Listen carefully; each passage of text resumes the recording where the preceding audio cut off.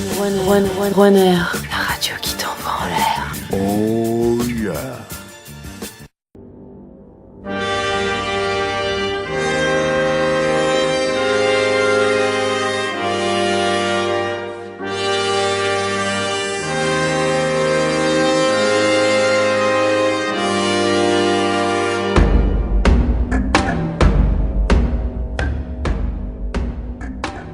Bonsoir, je suis au QG des Fantasy Art avec Fred, Étienne et Alix.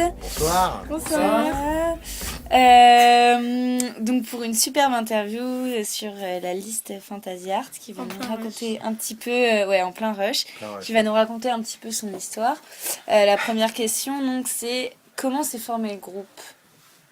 Au départ, c'est... Ça commence par Il était une fois déjà. Ça commence par Il était une fois. C'est Maëlys Faure qui a commencé à monter une liste avec Domiti. Et en fait, il y a plein de gens qui sont venus d'un peu partout. Un peu partout, c'est-à-dire qu'à un moment, notre Aurélien s'est retrouvé sans association. Et donc il a décidé le soir même de chercher une liste le plus vite possible. Et donc je lui ai dit, écoute, moi si tu me trouves une liste ce soir, pas de problème, j'ai avec toi. Et c'est comme ça que nous on a embarqué chez Fantasy Art et qu'on a ramené avec nous Fred. Voilà. Moi j'étais là dès la première. Ainsi de suite au fur et à mesure, ce qui fait qu'on est arrivé à 25 galopins prêts à en découdre pour les commissions. Voilà. D'accord. Par contre, on se connaissait pas. Pas du tout avant. Et j'ai rencontré Alix et depuis c'est le grand amour. Et la commission, du coup, vous l'avez préparée comment ? En plusieurs fois. En plusieurs fois. On s'y a repris à 2 fois. C'était beaucoup de budget pour la commission, c'est présenter le budget de la campagne. Donc on s'est divisé par pôle et c'est vraiment du petit boulot, genre calculer le poids d'une pomme pour savoir combien nous coûtera la pomme qui coûte tant au kilo, c'était un scandale. C'était pas le plus passionnant. On y a passé quelques nuits par contre pendant les vacances. On s'est sacrifié, mais ça... Il demande vraiment un budget très très précieux. Ouais. Et après, coup de flip, quand on nous a dit le soir de la commission, ah en fait vous en repassez une demain. On va repasser demain tous ensemble. Et ce qui fait que il y en a quelques-uns qui ont composé une chanson en fait sur les airs de Champs-Élysées qui s'est fait à la commission. Et histoire d'y aller quoi, à la bonne franquette et puis de voir un peu. Et donc là cette fois-ci vous étiez tous convoqués ? Non, toujours que le bureau. D'accord. Toujours que le bureau. Et après donc quand vous avez appris que c'était bon ? Alors là, grosse fête. Grosse soirée. Alors déjà, Aurélien a voulu garder le suspense jusqu'au bout, donc on était à 25 dans son appart, en 24. mode Moi, il m'a appelé au téléphone, j'étais pas là. Ultra stressé.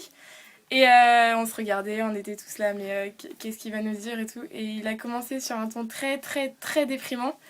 Et finalement, il nous a dit qu'on passait. Et alors là, il y en a qui ont sauté de joie, il y en a qui ont... Enfin, moi, je sais que j'ai versé ma petite larme. Je pouvais plus bouger, je me rendais pas compte. Je sais pas comment vous l'avez vécu, vous. Moi, j'ai consolé. Non, c'est vrai j'ai eu un petit moment de stress. Et en fait, je suis arrivé un peu avant. Et je me suis rendu compte que c'était dans la poche. Et ça a vraiment fait plaisir. J'étais content, heureux, quoi. Moi j'étais au téléphone, Aurélien il m'a appelé, il me fait écoute je veux que tu l'entendes en même temps que tout le monde, j'étais dans une gare RER, j'entendais absolument rien de ce qu'il me disait, et d'un coup j'entends 24 personnes qui se mettent à crier au téléphone, ouais c'est bon. Donc on l'a bien vécu, voilà. Très bien vécu. Je crois que ce qu'on dit c'est... Moi ce que je me suis dit c'est oh putain de merde. Pourquoi j'ai fait ça? Non ça c'est venu après, genre après, maintenant là. C'est ça. Et puis moi je me suis dit bon c'est parti quoi, allez, c'est parti pour 3-4 mois de folie. Moi les gens de la gare l'ont vécu avec moi, j'avais mis le haut-parleur, tout le monde était content. Vous avez entendu? On est passé à la commission. Qu'est-ce que dit? Et le thème, pourquoi les contes, pourquoi... alors demandez justement, oui, vous avez Étienne qui a trouvé le thème. C'est moi qui ai proposé le thème à la base qui a été accepté. En fait, on hésitait au départ, on était parti sur plus la littérature de manière générale. Et après on a repiqué sur les contes parce que c'est vraiment quelque chose qui nous plaît à tous. Le Il était une fois, quand on l'entend... Ça permet de brasser beaucoup plus d'univers en fait. L'univers des contes des Mille et Nuits par exemple, l'univers des contes classiques type Perrault, il y a l'univers après t'as des contes du Japon, des contes germaniques, bretons, provençaux. Les contes bretons, ça permet vraiment de brasser beaucoup de cultures différentes et d'aborder la campagne avec plein de possibilités. Et c'est vrai qu'au final, ça s'inscrivait aussi dans une certaine modernité parce qu'il y a plein de contes en ce moment qui sont revisités. Il y a la série Once Upon a Time, on trouvait que comme ça, c'était un peu aussi... La série Les Frères Grimm aussi, qui voilà, fait très peur. Ça. Ouais,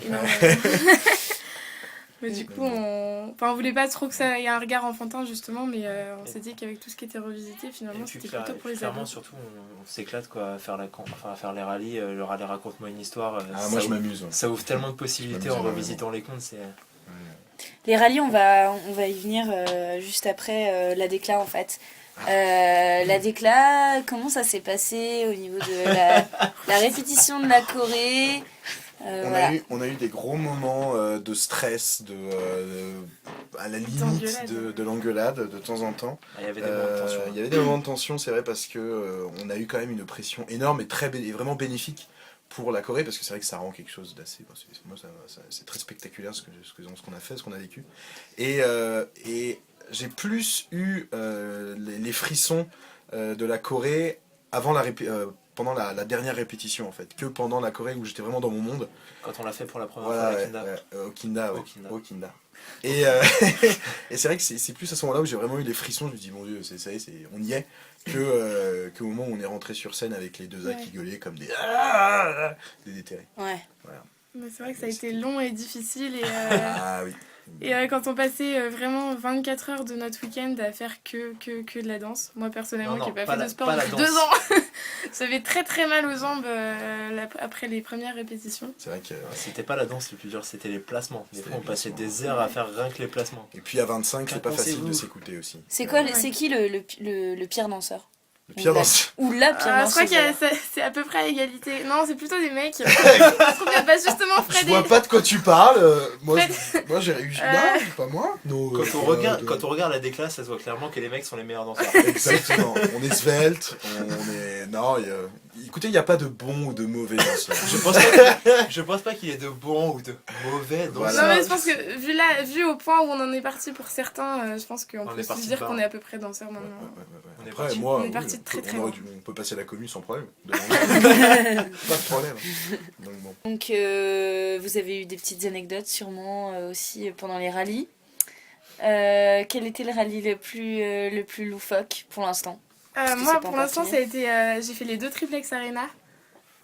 Donc en fait c'est on appelle 4 filles de chaque liste et c'est épreuve surprise, et donc première épreuve c'était une bataille de pollution, deuxième épreuve bras de fer. J'ai été très mauvaise à la première et bien meilleure à la deuxième. Et t'attends la troisième. Mais c'est toujours très très étonnant parce qu'on s'y attend pas, et j'ai l'impression que les garçons du triplex adorent ça. Ouais, c'est sportif, c'est pour ça. Voir des filles faire des bras de fer.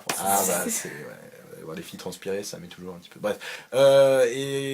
Pour Étienne et moi, en fait, on a fait un rallye compte où on a réinventé en mode salace et badass le petit chaperon rouge. C'était très drôle. Voilà. Et je me suis pris une tarte monumentale par le petit chaperon rouge. Voilà. Parce qu'en fait, il faisait le grand méchant loup, mais dans sa BMW noire comme ça. Ouais, d'accord. Voilà. C'est clairement mon meilleur souvenir de rallye aussi. Où la grand-mère se shoot à l'héroïne. Enfin, On vous a demandé d'autres trucs bizarres, enfin plutôt dans le sens chiant cette fois, vraiment genre un truc pas cool quoi. Appeler à 2h30 du matin pour un rallye ménage. C'est ça, ouais. Ça a été fait? Oui. T'y es allé? Non. Non, sinon, je pense que les gens sont restés plutôt bon esprit.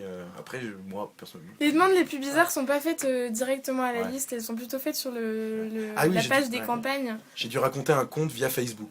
Voilà. Pourquoi pas? Moi, ça m'a pas dérangé. C'était pendant le droit, donc si bien ça m'a fait passer le temps. Mais ah oui, c'était pour faire passer le temps à la personne aussi. Elle m'a dit s'il te plaît, je m'ennuie. Allez. Donc c'était un peu bizarre. Mais bon. C'est vrai qu'après, sur la page des campagnes, il y a des demandes. Je crois la Pitch voulait qu'on aille tuer une souris dans l'appartement.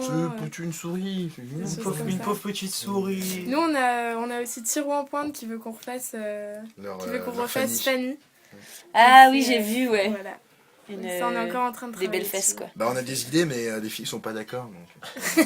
Moi, j'ai un autre souvenir aussi génial de campagne, c'est quand j'étais avec tous les gens du rallye Sérénade et qu'on se baladait dans la rue et que les gens sortaient aux fenêtres pour nous demander de chanter une chanson, quoi. Ouais. J'ai trouvé ça génial. Perso, je suis pas chanteur. Certains ont même lancé des pièces. Vraiment, des ils ont passants. 3 €, 4,50 €, je crois, quand ils sont allés à la Pitch. Ils nous les lancent depuis la fenêtre, c'est... On a l'air de Clodo pendant les rallyes. C'est rigolo. Et c'est pas fini? Non, c'est pas fini. Et vous êtes prêts pour la suite alors? C'est bon, vous êtes chaud? Je pense qu'en fait on a un niveau de fatigue où on ne ressent plus la fatigue vraiment. Voilà. Donc concrètement, moi, On pourrait tenir des jours comme ça, hein, pas de problème, des semaines. Des jours et des semaines, peut-être pas. Mais bon. Disons Enfin, que ça me fait pas peur. le matin, quand on se lève, on se dit pique non, un je peu. veux pas y retourner. Ouais, c'est Ce ça. soir, je veux pas y retourner. Et en fait, quand on est dedans, on aime bien ça. Ouais. Il y a des rallyes qui sont vraiment sympas parce qu'on se pose chez les gens, on apprend à les connaître et on a vraiment des discussions. C'est ça qui est chouette, ouais. Il y a des rallyes plus pratiques que C'est d'autres. ça. Enfin, je sais que le rallye chicha, on se pose facilement 1 heure chez les gens. Le rallye raconte-moi une histoire, c'est pareil. Enfin, je me Ouais. pose, on raconte C'est une ça. histoire, on discute un peu, et puis c'était marrant. Quoi. Ouais, c'est cool. C'est rigolo.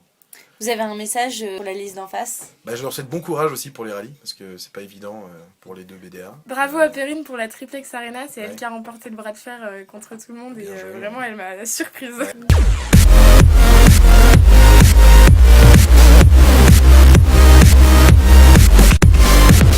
C'est les Rouennais.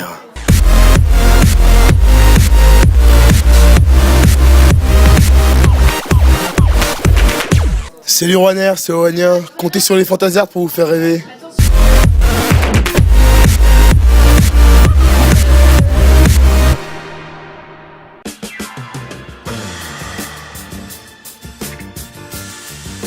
La radio qui t'envoie en l'air. Oh